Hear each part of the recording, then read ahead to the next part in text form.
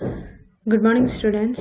So, we were discussing about the rotational spectrum of a non-rigid molecule.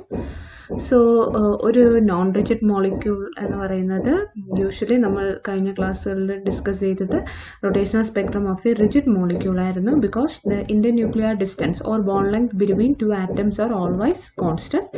But ഞാൻ പറഞ്ഞു actually the molecule is not rigid when it rotates with a greater velocity. Then the centrifugal force will be more pronounced and the bond is elastic. That means it is undergoing vibration, okay, and it is vibrating with a frequency nu bar is equal to 1 by 2 pi c root of k by mu. And this variation with this is the equation connecting variation of B with J, and we can determine the value of force constant from this equation. Clear? Now the second consequence is that the variation of B with R, and from the equation for rotational constant B, it is understood that B is inversely proportional to R square. Okay. Now പറഞ്ഞു hundreds of vibration ആണ് ഒരു റൊട്ടേഷൻ്റെ സമയത്ത് എടുക്കുന്നത്. അതുകൊണ്ട് തന്നെ we will always measure the average value of each instant. Clear? So if you are taking the average value of internuclear distance r, then it is equal to the equilibrium internuclear distance. That is, after vibration, the internuclear distance, the average value of internuclear distance is unchanged. But since for calculation of B, we have 1 by r square. Okay, so if we are taking the average value of 1 by r square, it is not equal to 1 by r a square. That means the value of B changes. Okay, so the value of B is not a constant for what at every instant. In different cases the internuclear distance is changing and B value is also changing. Clear? So ഇതാണ് ഒരു non rigid റൊട്ടേറ്ററിന്റെ എന്തെന്ന് പറയുന്നത്, ഒരു property എന്ന് പറയുന്നത്. എന്തുകൊണ്ടാണ് ഒരു rigid rotate non rigid ആയി മാറുന്നത് എന്നുള്ള കേസാണ് നമ്മൾ ഈ പറഞ്ഞത്. അപ്പോൾ പ്രാക്ടിക്കലി ഈ റീസൺസ് എല്ലാം കൊണ്ട് നമുക്ക് ഒരിക്കലും ഇന്റർന്യൂക്ലിയർ ഡിസ്റ്റൻസ് കോൺസ്റ്റന്റ് ആണ് എന്ന് പറയാനായിട്ട് സാധിക്കില്ല, because it will undergo vibration during the rotation. Okay, so അങ്ങനെ വരുമ്പോൾ നമ്മുടെ എനർജിയുടെ ഇക്വേഷന് ചില മാറ്റങ്ങൾ വരണം. ഓക്കെ, അപ്പോൾ നിങ്ങളൊന്ന് പെട്ടെന്നൊന്ന് നോക്കി, ഒരു റിജിഡ് റൊട്ടേറ്റർ നമ്മൾ പ്രൂവ് ചെയ്യുന്ന സമയത്ത് what were the steps. Clear?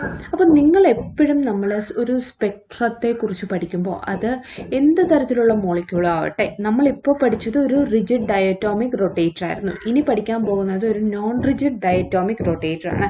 പിന്നീട് ഇനി നമ്മൾ സിമെട്രിക് ടോം മോളിക്യൂൾ പഠിക്കും, ലീനിയർ മോളിക്യൂൾസ് പഠിക്കും. അപ്പോൾ അങ്ങനെ നമ്മൾ ഏത് മോളിക്യൂൾസ് പഠിച്ചാലും ആ പഠിക്കുന്നതിന് 1-2 സ്റ്റെപ്സ് ഉണ്ട്. ഓക്കെ, അപ്പോൾ നിങ്ങൾ ഏത് സ്പെക്ട്രോസ്കോപ്പിക് റൊട്ടേഷണൽ സ്പെക്ട്രത്തിൻ്റെ റൊട്ടേഷണൽ സ്പെക്ട്രം അല്ല, അത് വൈബ്രേഷണൽ സ്പെക്ട്രം ആവട്ടെ, ഏത് സ്പെക്ട്രം നിങ്ങൾ സ്റ്റഡി ചെയ്താലും ഫസ്റ്റ് നിങ്ങൾ ചെയ്യാനുള്ളത് write the equation for energy by solving Schrodinger equation. Schrodinger equation solve ചെയ്യുമ്പോൾ കിട്ടുന്ന ആ സിസ്റ്റത്തിന്റെ എനർജി ഇൻ ജൂൾസ് ആണ് നമ്മൾ ആദ്യത്തെ സ്റ്റെപ്പ്. ക്ലിയർ? രണ്ടാമത്തെ സ്റ്റെപ്പ് നമ്മുടെ ആവശ്യത്തിന് വേണ്ടി നമ്മൾ അതിനെ എന്താക്കി മാറ്റുന്നു, വേവ് നമ്പറിലേക്ക് മാറ്റുന്നു. അതിന് ജൂളിലെ എനർജിയെ HC കൊണ്ട് ഡിവൈഡ് ചെയ്യുമ്പോൾ വേവ് നമ്പറിൽ എനർജി കിട്ടും. ഓക്കെ, ഇതൊരു കോൺസ്റ്റന്റ് ആയതുകൊണ്ട് ആ കോൺസ്റ്റന്റിന് ഞാൻ B എന്ന് കൊടുത്തു. Okay, so this is the equation for energy. ഇനി നിങ്ങൾ എന്ത് ചെയ്ത് കൊടുക്കുക, എനർജിക്ക് J = 0, 1, 2, 3, 4 വാല്യൂ ഇട്ട് കൊടുക്കുമ്പോൾ നിങ്ങൾക്ക് നിങ്ങളുടെ എനർജി ലെവൽസിന്റെ ഓരോ J = 0, 1, 2, 3യുടെ എനർജി ലെവൽസ് വരയ്ക്കാനായിട്ട് കഴിയും. മനസ്സിലായല്ലോ? അപ്പോൾ എനർജി ലെവൽസ് വരയ്ക്കാനുള്ളത് ഏത് ഇക്വേഷനിൽ നിന്നാണ്? നിങ്ങളുടെ എനർജിയെ വേവ് നമ്പറിലേക്ക് ആക്കി മാറ്റിയ ഇക്വേഷനിൽ നിന്ന് you can draw the energy level diagram. Clear? ഇനി നിങ്ങൾക്ക് വേണ്ടത് സെലക്ഷൻ റൂൾ ആണ്. സെലക്ഷൻ റൂൾ എന്ന് പറയുന്നത് ഷ്രോഡിഞ്ചർ ഇക്വേഷനിൽ നിന്ന് കിട്ടുന്നതാണ്. ഡെൽറ്റ J = ±1 ആണ്. ഓക്കെ, ഇനി നെക്സ്റ്റ് സ്റ്റെപ്പ് എന്ന് പറഞ്ഞാൽ സെലക്ഷൻ റൂൾ വരച്ചു കഴിഞ്ഞാൽ ട്രാൻസിഷൻസ് വരയ്ക്കാം, +or-1 അനുസരിച്ചുള്ള ട്രാൻസിഷൻസ് വരയ്ക്കാം. ഓക്കെ, ഇനി നമുക്കറിയാനുള്ളത് ഓരോ ട്രാൻസിഷനിലും എവിടെയാണ് സ്പെക്ട്രം കിട്ടുന്നതിന്. അതിന് നിങ്ങൾ എന്ത് ചെയ്യുക, transition is from J to J+1 ആണ്. So find out εJ+1 - εJ, that is എവിടെയാണ് വേവ് നമ്പർ കിട്ടുന്നതെന്നാണ് അറിയേണ്ടത്. Okay, so wave number is, this is εJ+1 minus εJ. So you will get an equation and put J is equal to 0, 1, 2, 3, etc. You will get the position of the spectral lines. Okay, അപ്പോൾ ഇതേ step തന്നെയാണ് നമ്മൾ എല്ലാത്തരം പ്രോബ്ലത്തിലും ചെയ്യാനായിട്ട് പോകുന്നത്. അപ്പോൾ ഇവിടെ ഒരു നോൺ റിജിഡ് റൊട്ടേറ്ററിലും ഫസ്റ്റ് എന്താണ് നമ്മുടെ എയിം എന്ന് പറയുന്നത്, we are going to solve the Schrodinger wave equation of a non-rigid molecule and we are finding out the rotational energy levels for it. നമ്മൾ ഷ്രോഡിഞ്ചർ വേവ് ഇക്വേഷൻ ഒരു non rigid റൊട്ടേറ്ററിൻ്റെ solve ചെയ്തിട്ട് അതിൻ്റെ energy calculate ചെയ്തു. And the equation for energy was h² in joule ആണ്, h² / 8π² J into J+1 നമ്മുടെ rigid റൊട്ടേറ്ററിൻ്റെ അതേ equation ആണ്, minus we have an additional term h⁴ 32π⁴ I² R² K J² into J+1 the whole square joule. Sorry, this is joule, not rotational quantum number J, this is joule. Okay, so there is some additional term, that is sort of minus some additional term കൂടി ഉണ്ട് for a non-rigid rotator. Okay, so I am converting this joule-നെ നിങ്ങൾ എന്താക്കി മാറ്റുകയാണ്, wave നമ്പറിലേക്ക് മാറ്റുകയാണ്. അതിന് എന്ത് ചെയ്താൽ മതി, ഡിവൈഡഡ് യൂസിങ് HC കൊണ്ട് ഡിവൈഡ് ചെയ്യുമ്പോൾ നിങ്ങൾ നോക്കാം, ഈ ടേം എന്ന് പറയുന്നത് നമ്മുടെ റിജിഡ് റൊട്ടേറ്ററിന്റെ ടേം. അപ്പൊ അതിനെ HC കൊണ്ട് ഡിവൈഡ് ചെയ്യുമ്പോൾ എന്തായി മാറും, H വെച്ചും കൂടെ ക്യാൻസൽ ചെയ്ത് h/8π² IC which is B. Okay, അപ്പോൾ ആദ്യത്തെ term when it converted into wave number it will become BJ into J+1 minus here dividing using HC, ഈ Hഉം h⁴ കൂടെ പോയി it will become h³ / 32π⁴ I² R² KC. Okay, so I am taking this term as D. Then this equation will become B J into J+1 minus D J² into J+1 the whole square centimeter inverse. Okay, where D is called centrifugal distortion constant. Okay, അപ്പോൾ ഞാൻ പറഞ്ഞു when the molecule is rotating faster centrifugal force will become more pronounced. അതുകൊണ്ടാണ് rigid rotator എന്തായി മാറുന്നത്, non rigid ആയി മാറുന്നത്.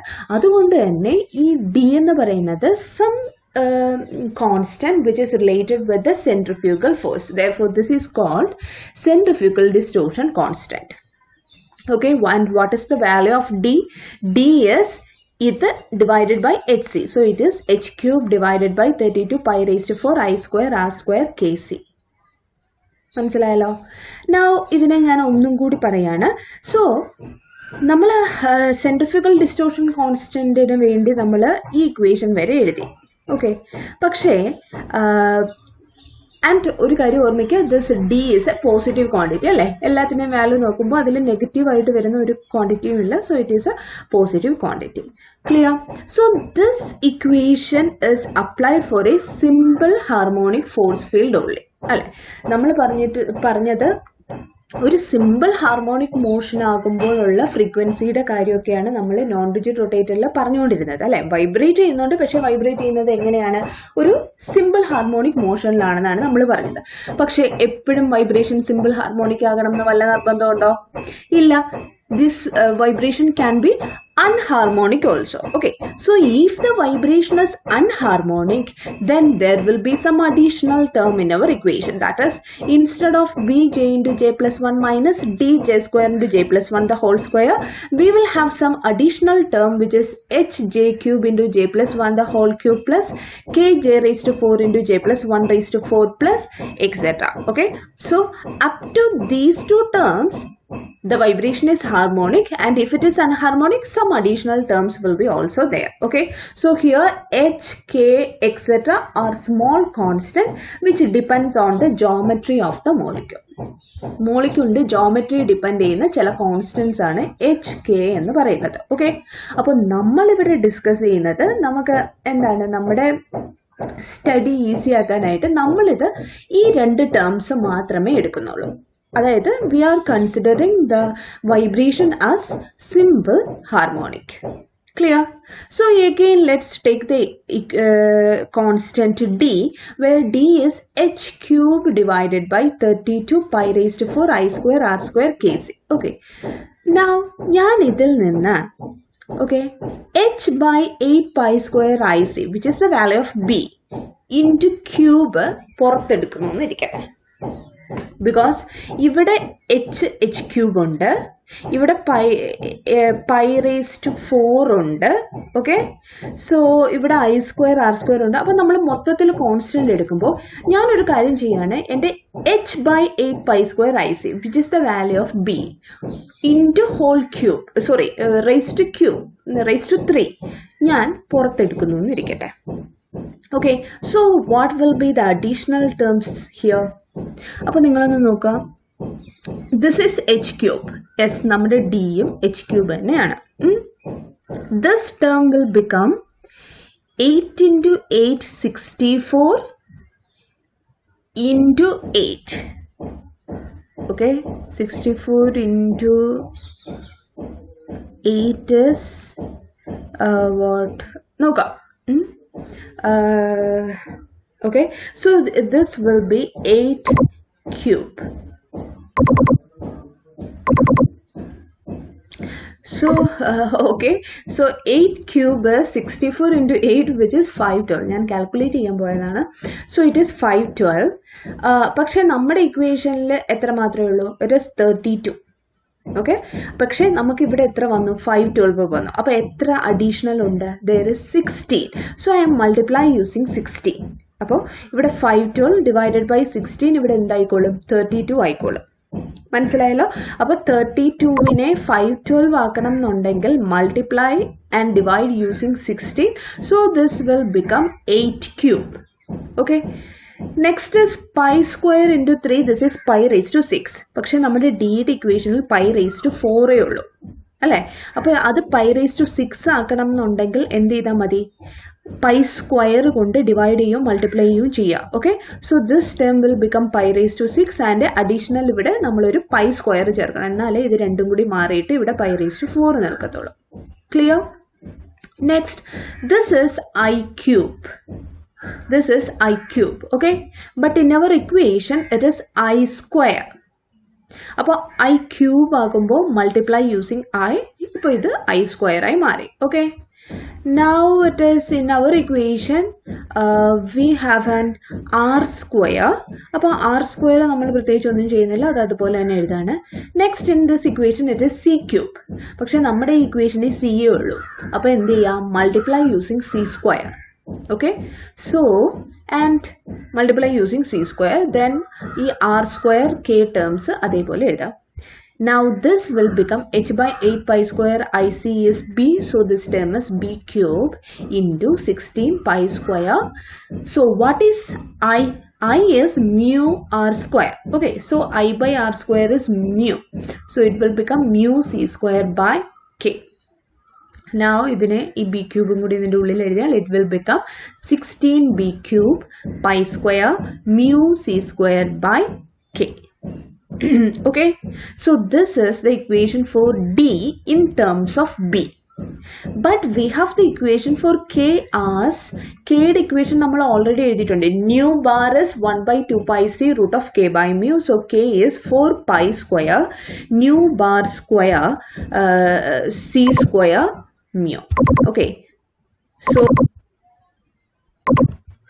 it is K is equal to, K will become 4 pi square nu bar square c square mu. Now substituting in this equation we will get the value of D as ബാക്കി എല്ലാം കൂടി cut ചെയ്ത് പോകുമ്പോൾ we will get it as 4b cube divided by nu bar square. Okay, so relation connecting D and B is D is equal to 4B cube divided by nu bar square. Okay, അപ്പോൾ ഈ equation നിങ്ങൾ ഓർത്ത് വെക്കുക. നിങ്ങൾ വെറുതെ ഇതെല്ലാം കാണാതെ പിടിച്ച് വെക്കേണ്ട ആവശ്യമില്ല. നിങ്ങൾ എന്ത് ചെയ്താൽ മതി, ബിയുടെ ഇക്വേഷൻ നമുക്കറിയാം h/8π²IC. ന്യൂ ബാറിൻ്റെ ഇക്വേഷൻ അറിയാം 1/2πc √k/b. എല്ലാം കൂടെ സബ്സ്റ്റിറ്റ്യൂട്ട് ചെയ്യുമ്പോൾ you will get the value of D. Okay, so ഈ റിലേഷൻ ഓർത്ത് വെക്കുക 4b cube divided by nu bar square. Okay, now നിങ്ങൾക്കറിയാം നമ്മൾ കാൽക്കുലേറ്റ് ചെയ്ത് നോക്കുമ്പോൾ ന്യൂ ബാറിൻ്റെ value, that is the vibrational frequency is around 10 cube centimetre inverse. നമ്മൾ problems ചെയ്യുമ്പോൾ അല്ലെങ്കിൽ ഏതിൻ്റെങ്കിലും സ്പെക്ട്രം എടുക്കുമ്പോൾ അറിയാം vibration of frequencies are of the order of 10 cube centimetre inverse. Okay, and B value of B is at the order of 10 centimeter inverse. Clear? Now then what will be the value of D? B is 10.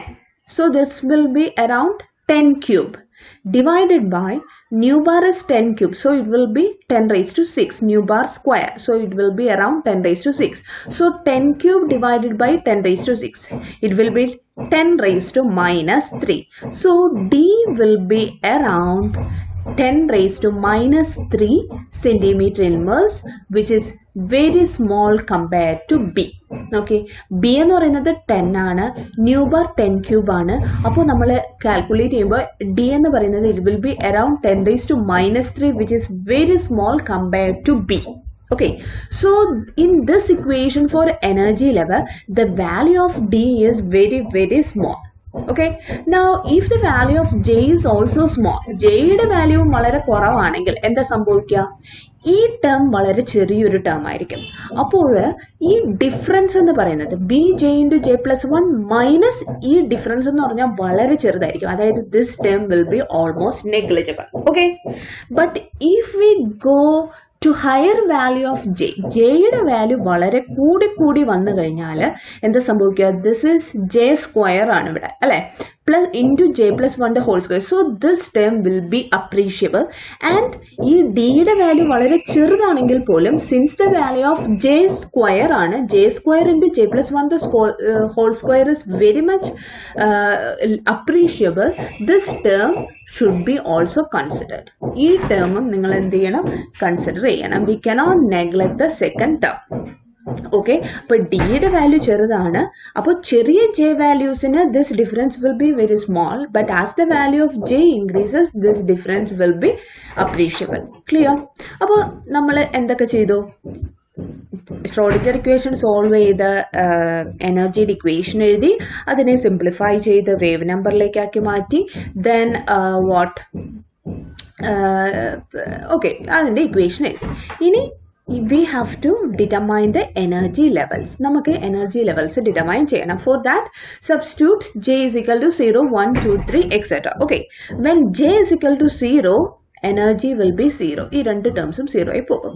When J is equal to 1, this equation will be, നിങ്ങൾ നോക്കുക, ഇതെന്ന് പറഞ്ഞാൽ rigid റൊട്ടേറ്ററിന്റെ അതേ equation ആണ്. അപ്പോൾ ഈ ടേമുമായി associate ചെയ്ത് വരുന്നതെല്ലാം rigid റൊട്ടേറ്ററിന്റെ same term ആയിരിക്കും അല്ലെ.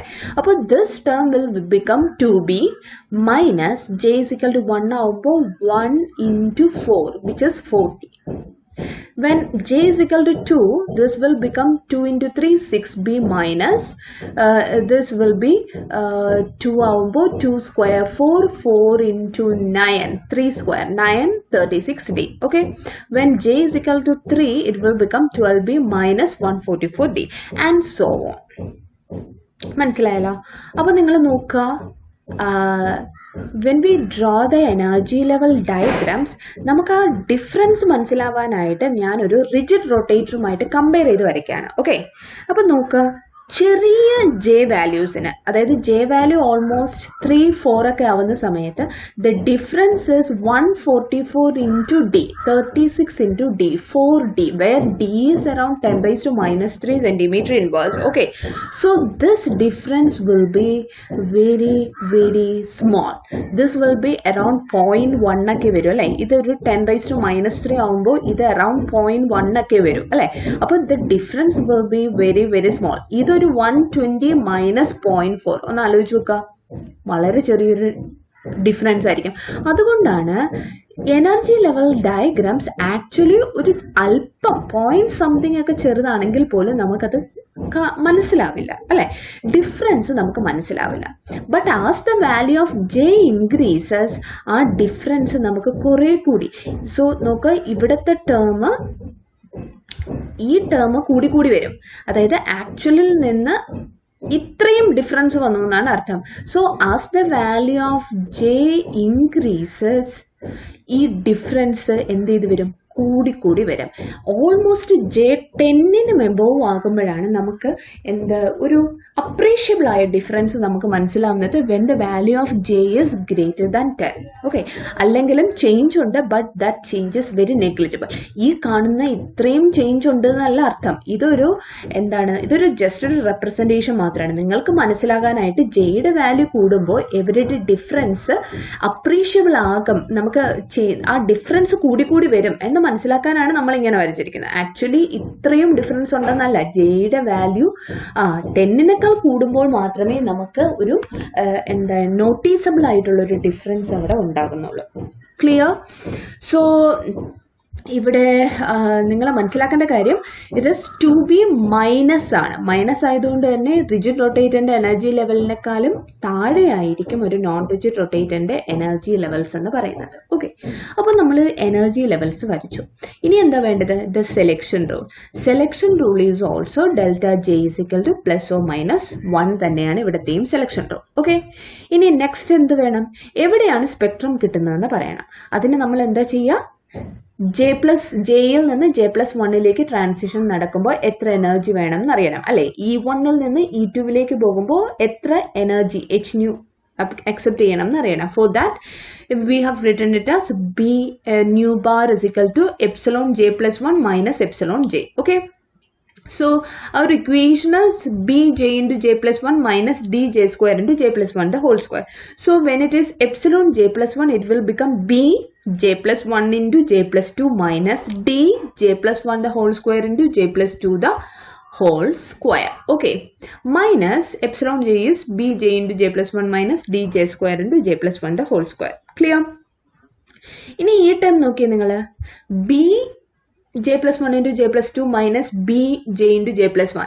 ഈ ടേം ഓൾറെഡി തന്നെ നമ്മൾ റിജിഡ് റൊട്ടേറ്ററി ചെയ്തു വെച്ചിട്ടുണ്ട്. എത്രയാണ്? 2B into J+1. Okay, minus ഈ ടേം നിങ്ങൾ J+1 the whole square into J+2 the whole square ചെയ്ത് നോക്കാം. ആൻഡ് ഇതിൽ എന്ത് കോമൺ ആയിട്ട് എടുക്കാം? J+1 the whole square common ആയിട്ട് എടുക്കാം. Then it will be what? J+2 the whole square minus J square.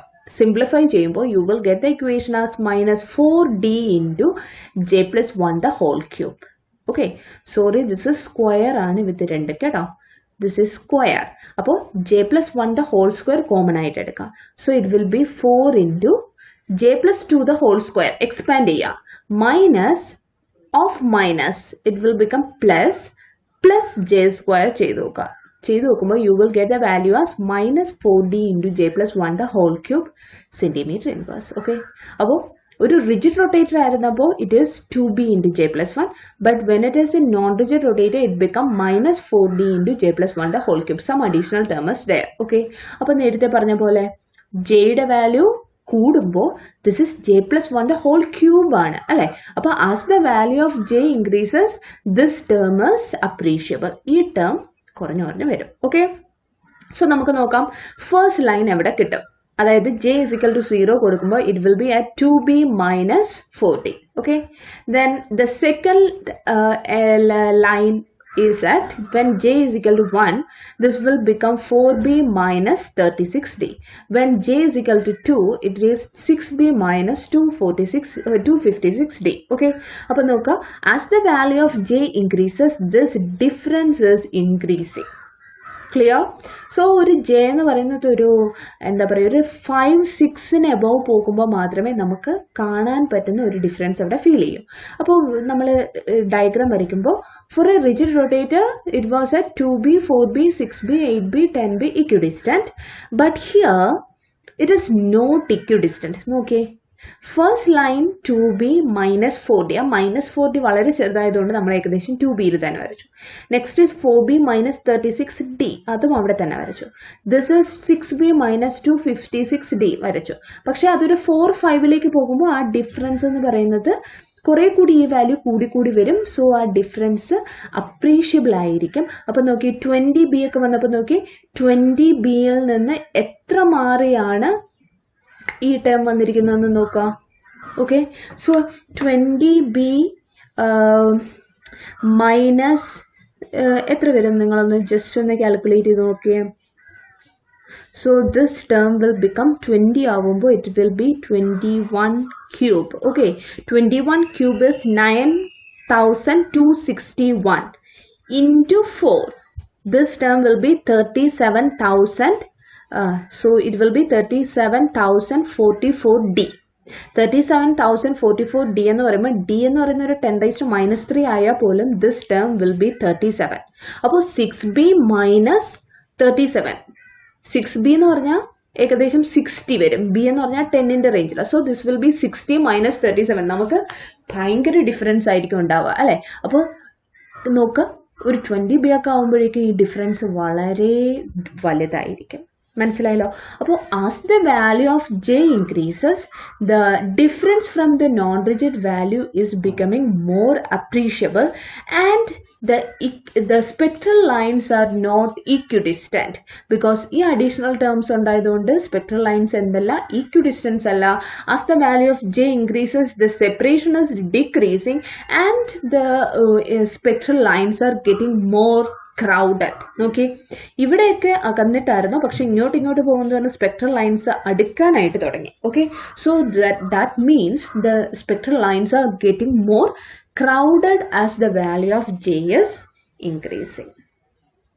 Okay, അപ്പോൾ ഇതാണ് spectrum of A non rigid rotate. ഇത് നിങ്ങൾ ബൈ ഹാർട്ട് ചെയ്യാനായിട്ട് ഒന്നുമില്ല. നിങ്ങൾ എന്ത് ചെയ്താൽ മതി, ഇതിങ്ങനെ ജസ്റ്റ് ഈ ഇക്വേഷൻ, ഒരൊറ്റ ഇക്വേഷൻ പഠിച്ചാൽ മതി. bj × j+1 minus dj² × j+1 whole square. ബാക്കി എല്ലാം നിങ്ങൾ ചെയ്ത് നോക്കുക. ആ ഇക്വേഷനിൽ j = 0, 1, 2, 3 എക്സെട്ര ഇട്ടിട്ട് എന്ത് വരച്ചു നോക്കുക, എനർജി ലെവൽസ് വരയ്ക്കുക, സെലക്ഷൻ റൂൾ വെച്ച് ട്രാൻസിഷൻ വരയ്ക്കുക, j+1 മൈനസ് j വെച്ച് കിട്ടുന്ന ഇക്വേഷൻ യൂസ് ചെയ്തിട്ട് ട്രാൻസിഷൻ ലൈൻസും സ്പെക്ട്രം എവിടെയാണ് കിട്ടുന്നതെന്നും വരയ്ക്കാം. മനസ്സിലായോ? പക്ഷെ ഒരു നോൺ റിജിഡ് റൊട്ടേറ്ററിൽ ഈ ക്വാണ്ടിറ്റീസ് നമുക്ക് കുറച്ചും കൂടി നന്നായിട്ട് മനസ്സിലാക്കാൻ നമ്മൾ എനർജി ലെവൽ ഡയഗ്രാംസും സ്പെക്ട്രവും എല്ലാം എപ്പോഴും റിജിഡ് റൊട്ടേറ്ററുമായിട്ട് എന്ത് ചെയ്ത് വരയ്ക്കുക, കമ്പയർ ചെയ്ത് വരയ്ക്കുക. Clear? So this is our equation. Now what is the use of this d? If we know the value of d, നമുക്ക് രണ്ട് വലിയ ഇൻഫർമേഷൻസ് അതിൽ നിന്ന് ഡിറൈവ് ചെയ്തെടുക്കാനായിട്ട് കഴിയും. ഓക്കെ, അതായത് we can calculate the value of g from this transition as occurring.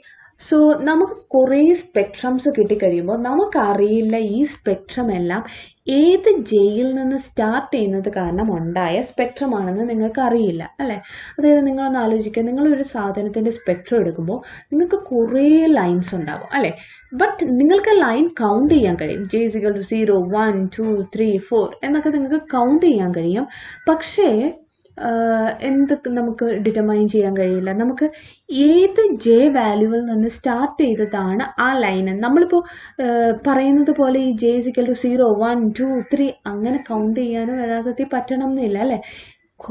ഒത്തിരി lines അടുത്തടുത്തായിരിക്കും നമുക്ക് ചിലപ്പോൾ സ്പെക്ട്രത്തിൽ നിന്ന് കിട്ടുന്നത്. ഒരു ഐഡിയൽ കേസാണ് ഞാനീ പറയുന്നത്. അപ്പോൾ അതിൽ നിന്ന് ഏത് ജെയിൽ നിന്ന് വന്ന ട്രാൻസിഷൻ കാരണമാണ് ഈ ലൈൻ കിട്ടിയതെന്ന് നമുക്ക് ഡിറ്റർമൈൻ ചെയ്യാൻ കഴിയണം എന്നില്ല. But if we have this equation, we can determine this value. എങ്ങനെയാണെന്ന് വെച്ചാൽ നിങ്ങൾ എന്ത് ചെയ്യാണ്, അടുത്തടുത്തുള്ള 3 കോൺസിക്യൂട്ടീവ് ആയിട്ടുള്ള ലൈൻസിൻ്റെ ഫ്രീക്വൻസീസ് നിങ്ങൾ നോക്കുകയാണ്. മനസ്സിലായല്ലോ? അപ്പോൾ അത് ഏത് ട്രാൻസിഷൻ വഴിയാണെന്നൊന്നും നിങ്ങൾക്കറിയില്ല. But you are taking the value of 3 consecutive frequencies. ഈ ന്യൂ ബാർ അടുത്തടുത്തുള്ള 3 ലൈനിൻ്റെ വാല്യൂ നിങ്ങൾ എടുത്തു. ഓക്കെ, ആൻഡ് അപ്പോൾ അതിൽ ഒന്ന് ജെയും ഒന്ന് j+1ഉം ഒന്ന് j+2ഉം ആണ്. മൂന്ന് ലൈൻസ് നമുക്ക് ഏതാണെന്ന് അറിയാത്തതുകൊണ്ട് ഒന്നിനെ ഞാൻ ജെ എന്നും ഒന്നിനെ ഞാൻ J+1 എന്നും ഒന്നിനെ ഞാൻ J+2 എന്നും എടുത്തു. Okay, so nu bar 1 is ഇവിടെ നിങ്ങൾ ജെക്ക് J+1 കൊടുത്തിട്ട് ഇക്വേഷൻ എഴുതി.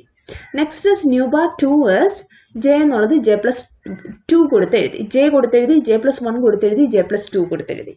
Okay, so you got 3 equations. If you are solving these 3 equations, you can calculate the value of B, D and J. 3 unknowns ആയ B യുടെയും D യുടെയും J യുടെയും value നിങ്ങൾക്ക് എന്ത് ചെയ്യാൻ കഴിയും? കാൽക്കുലേറ്റ് ചെയ്യാൻ കഴിയും by solving 3 equations. Okay, 3 unknowns ഉണ്ടെങ്കിൽ നിങ്ങൾക്ക് എപ്പോഴും എത്ര ഇക്വേഷൻ വേണം? 3 ഇക്വേഷൻ വേണം. അപ്പോൾ ഈ 3 ഇക്വേഷൻ എങ്ങനെ എടുക്കാം? ഏതെങ്കിലും 3 കോൺസിക്യൂട്ടീവ് ആയിട്ടുള്ള ലൈൻസ് എടുത്ത് ആ ലൈൻസിന്റെ ഫ്രീക്വൻസീസ് നോക്കി ആ ഫ്രീക്വൻസി വെച്ചിട്ട് you can calculate the value of B, D and J.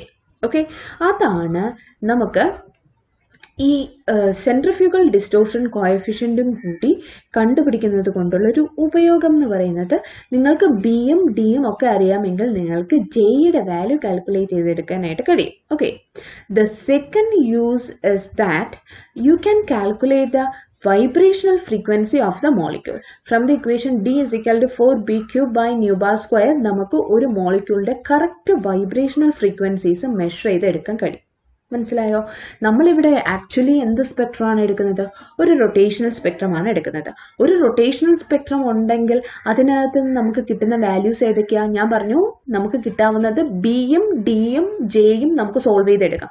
So from the rotational spectrum of A non rigid molecule we can calculate the value of B and D, and if we know the value of B and D we can calculate the value of vibrational frequency. നിങ്ങൾക്ക് vibrational frequency determine ചെയ്യാനായിട്ട് കഴിയും. Vibrational frequency determine ചെയ്യാമെങ്കിൽ നിങ്ങൾക്ക് എന്ത് ചെയ്യാം? Vibrational frequency new bar എന്ന് പറയുന്നത് it is 4 pi square, sorry, it is k divided by 4 pi square c square mu. Root of k divided by nu bar is 1 by 2 pi root of k by mu ആണ് അല്ലേ? k 1 by 2 pi c root of k by mu ആണ്. So if you have the value of nu bar you can calculate the force constant. ആ മോളിക്യൂളിന്റെ force constant നിങ്ങൾക്ക് കണ്ടുപിടിക്കാനും കഴിയും. മനസ്സിലായോ? അപ്പോൾ D അറിയാമെങ്കിൽ ഒരു ഗുണം എന്ന് പറഞ്ഞാൽ you can calculate the G from which transition is occurring and also you can calculate the vibrational frequency and force constant of that molecule. പക്ഷേ നമ്മളിപ്പോൾ ഒരു IR സ്പെക്ട്രം എടുത്താലും നമുക്ക് എന്തൊക്കെ കാൽക്കുലേറ്റ് ചെയ്യാം? ഈ ഫ്രീക്വൻസീസും ന്യൂ ബാറിന്റെ വാല്യൂവും ഫോഴ്സ് കോൺസ്റ്റന്റിന്റെ വാല്യൂവും ഒക്കെ നമുക്ക് കാൽക്കുലേറ്റ് ചെയ്യാം ഫ്രം IR സ്പെക്ട്രം. ഓക്കെ, പക്ഷെ അതേപോലെ തന്നെ നമുക്ക് ഒരു റൊട്ടേഷണൽ മൈക്രോവേവ് സ്പെക്ട്രത്തിൽ നിന്നും ഇത് കാൽക്കുലേറ്റ് ചെയ്ത് എടുക്കാനായിട്ട് സാധിക്കും. പക്ഷേ പ്രിസിഷൻ ഒരു അല്പം കുറവായിരിക്കും എന്ന് മാത്രം. മനസ്സിലായോ? സോ കുറച്ചും കൂടി പ്രിസിഷൻ ആയിരിക്കും നിങ്ങളൊരു IR സ്പെക്ട്രം എടുത്താലോ ഉണ്ടാകുന്നത്. ഓക്കെ, അപ്പോൾ എന്തുകൊണ്ടായിരിക്കും ഒരു പ്രിസിഷൻ കുറവുണ്ടാകാൻ കാരണം? പ്രിസിഷൻ കുറവുണ്ടാകാൻ കാരണം നമ്മൾ എടുക്കുന്ന കണ്ടീഷൻ എന്ന് പറയുന്നത് ദ മോളിക്യൂൾ ഈസ് ഹാർമോണിക് എന്നാണ് അല്ലെ? മോഷൻ ഈസ് സിമ്പിൾ ഹാർമോണിക് എന്നുള്ള ഒരു അസംപ്ഷൻ എടുത്തിട്ടാണ് നമ്മൾ ഈ പറഞ്ഞ ഇക്വേഷൻസ് എല്ലാം ഡിറൈവ് ചെയ്തത്. അതുകൊണ്ട് അതിൻ്റെ ഒരു ചെറിയ എറർ ആയിരിക്കും ഇവിടെ ന്യൂ ബാർ നമ്മൾ IRൽ നിന്ന് കാൽക്കുലേറ്റ് ചെയ്യുന്നതിൻ്റെ അത്രയും അക്യുറേറ്റ് ആവാത്തത് ആ ഒരു റീസൺ കൊണ്ടാണ്. ക്ലിയർ? Okay, thank you.